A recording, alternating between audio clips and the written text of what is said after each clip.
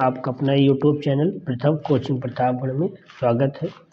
आज हम पढ़ेंगे रासायनिक अपक्रिया एवं समीकरण क्लास 10 की, जो परीक्षा के लिए वेरी मोस्ट इम्पॉर्टेंट है। और हम पढ़ेंगे आज पहला हेडिंग आता है भौतिक परिवर्तन। ऐसे परिवर्तन जिसमें पदार्थ भौतिक गुण, रंग, आकृति, आकार आदि में परिवर्तन भौतिक परिवर्तन कहते हैं। मतलब कहने का अर्थ है कि रंग, आकृति, आकार में कोई परिवर्तन हो जाता है, उसे भौतिक परिवर्तन कहते हैं।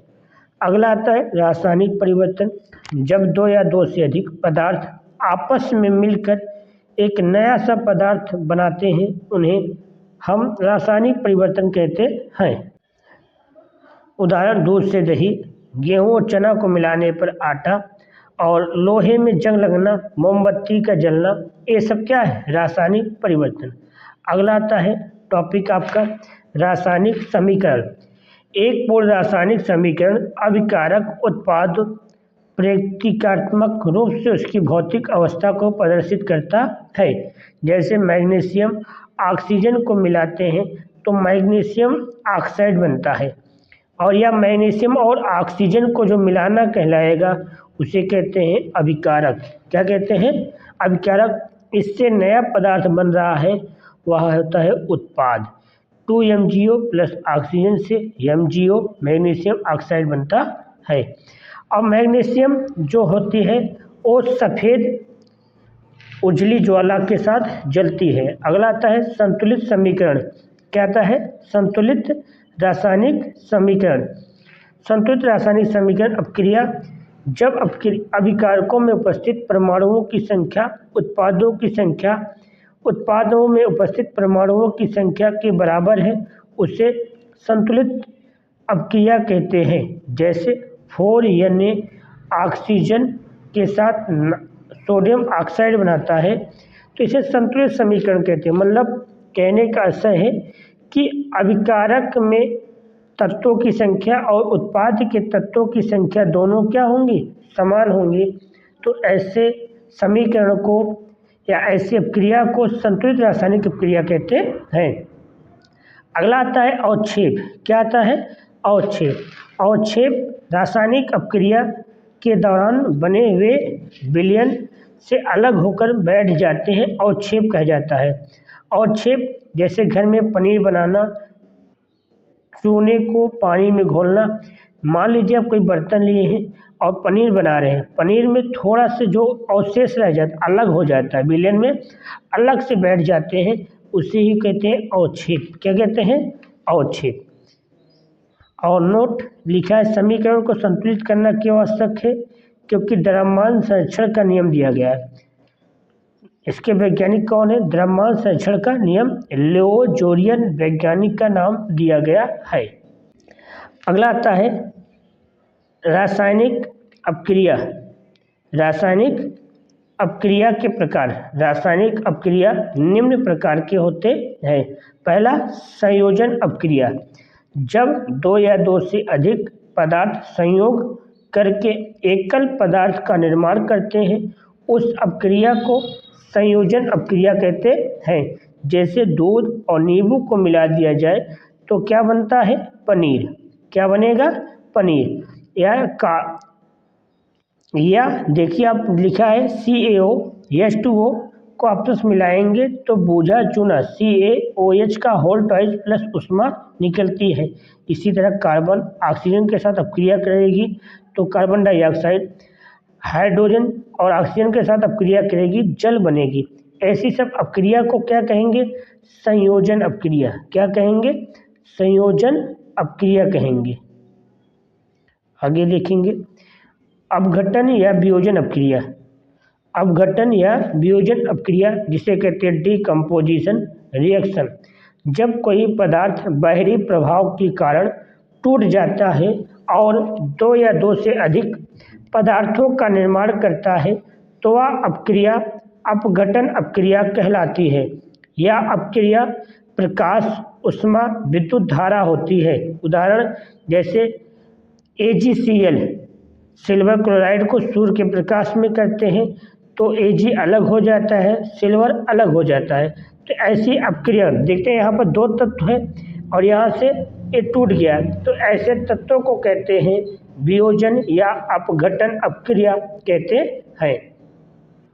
आप देखिए इसमें CaCO3 चूना पत्थर को उष्मा करते हैं तो CaO कैल्शियम ऑक्साइड और कार्बन डाइऑक्साइड बदलता है। अगला आता है विस्थापन अपक्रियाएं।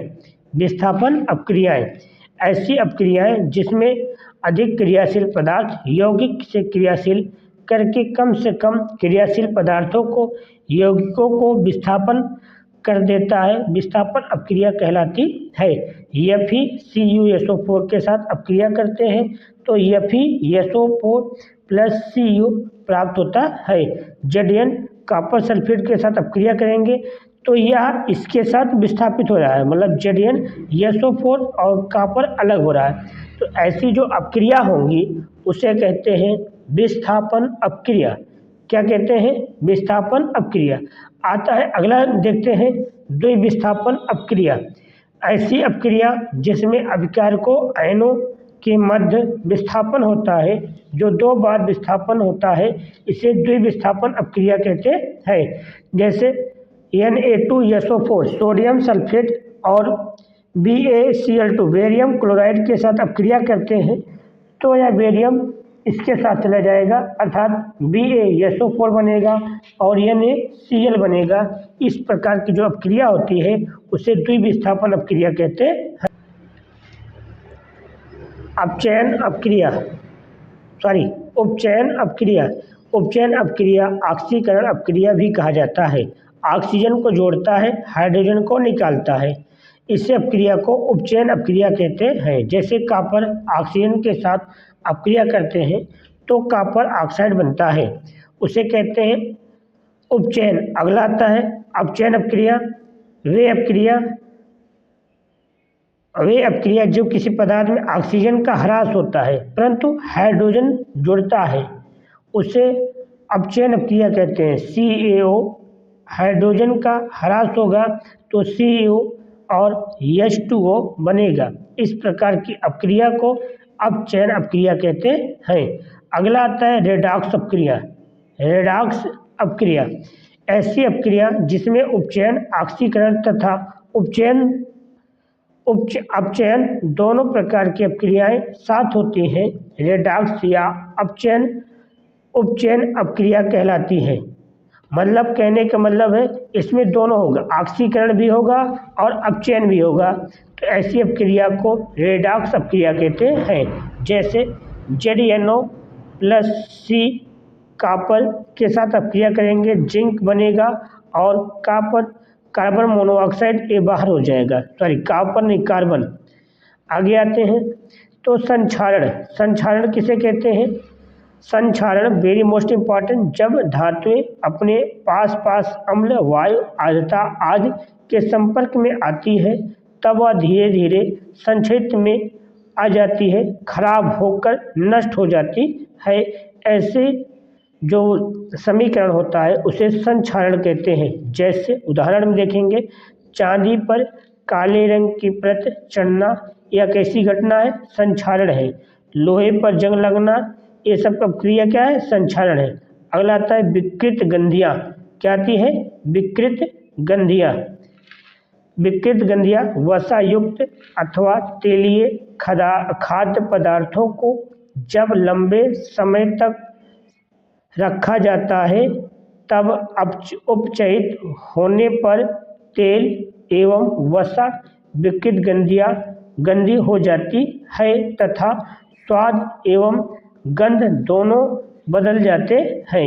इस उपचयन को रोकने के लिए पदार्थ अति ऑक्सीकारक मिलाए जाते हैं जिससे कि लंबे समय तक बने रहें।